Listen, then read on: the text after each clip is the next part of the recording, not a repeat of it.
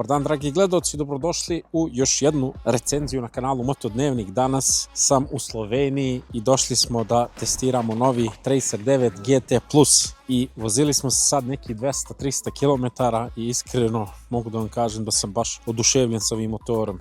A ono što mogu na prvu da kažem da je dosta poboljšano u odnosu na prethodne modele. Komfort, definitivno, udobnost je baš na nekom drugom nivou, rekao bi, u odnosu na ranije. A zaštita od vetra, ovaj vetrobran elektronski je stvarno sad sjajan, ekran, sve to deluje baš sad kako bi trebalo da bude. Klasičan CP3 agregat ga pokreće, 890 kubika, 118 konjskih snaga, snage ima više nego dovoljno. Ovaj GT Plus model dolazi isključivo sa opcijom Y AMT i prvobitno sam mislio ok, da li je to nešto što treba ovom modelu, to je i tekako što treba. Ja mislim da baš olakšava svaku vožnju, znači bukvalno kad se spustiš u gradu, baciš ga u ovaj automatski režim menjanja brzina i onda uživaš. Kad si negde po krivinama možeš da ga prebaciš u street, sport ili neka od dva custom moda vožnje koja možeš da konfigurišeš po želji.